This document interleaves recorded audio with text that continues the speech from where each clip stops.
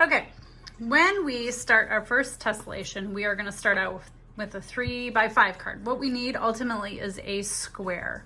So the way that I'm going to do this is I'm going to take one side of it and I'm going to fold it down even with the other side and make a nice little crease there.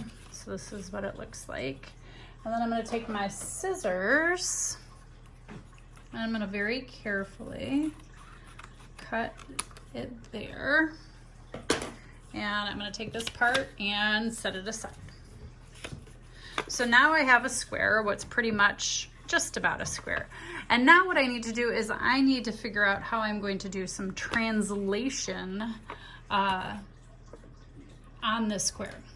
So one of the easiest way to do it, you could draw a shape on the inside of this, but it's much easier if you attach it to a corner. So I'm just going to do a real simple one. I'm just going to make some little cloud-like bumps. All right, so I just drew a shape. It went through one corner, and then I'm going to cut it out.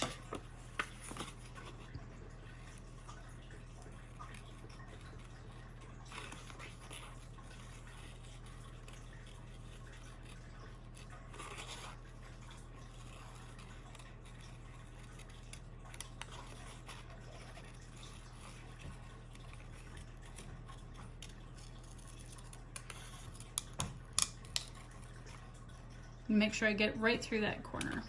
All right, now that I have my cutout piece and my original square, I'm going to take this and I'm going to translate it. So that means that I either need to move it up or down on the square, or over this way, or over this way. That is what a translation is. I can't really easily attach this here, and I can't very easily attach it here, and I clearly can't attach it here. So I'm going to attach it up to the next solid surface next to it. I get out a little piece of tape and make sure that that corner lines up, and then I'm going to tape that down. So this is my piece that I'm going to now make my tessellation out of. Put my scissors aside. I'm going to take out a sheet of paper. And you can choose to do it this way or this way. It doesn't matter. I'll do one different. I'll do it this way. So if I look here and I put it up to the edge, I'm going to get about 2 and a little more. So just to make this one easy, I'm going to start it down at the very corner. I'm going to trace very carefully around my shape.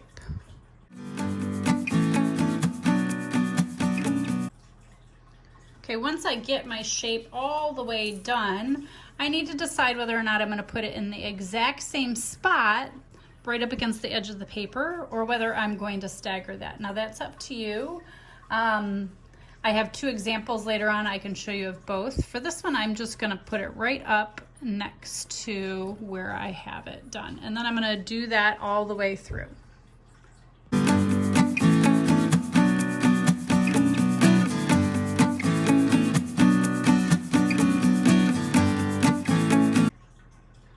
Okay, now you can see that I have the whole thing out on my paper, and now it is time for me to decorate. So you can decorate this in any way you want.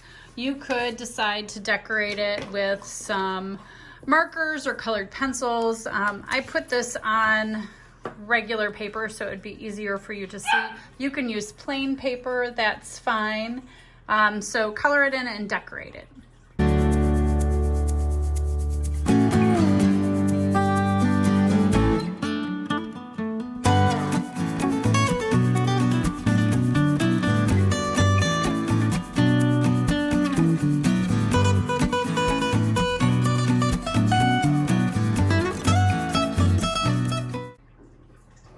Okay, so as you can see, my pattern repeated in every other square. So this one had the blue dots and the pink stripes, same here.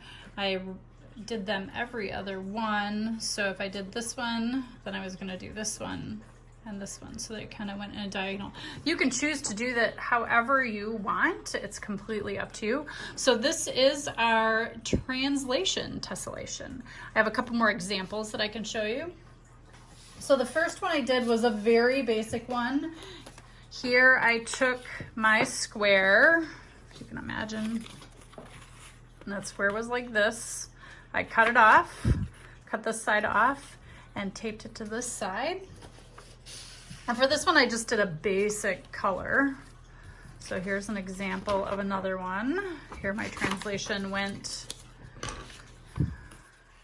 here to here to here. And I started off in the corner up here and just went around. And then my last one, again, if you can imagine a square, I'm not gonna be able to do that. So first I cut out this shape in the middle, and I made sure it went through this corner so it'd be easy. Now this one I did 2 with. You can do 2, you can't really do more than 2. So this one I cut this out and I taped it directly up here, and then I went over to this side and I used this corner and I cut this out and I taped it to this side. This is my favorite one. I didn't do a very good job of coloring this one, but you can kind of see how this one looks a little different. I kind of tried to make it more Escher-like.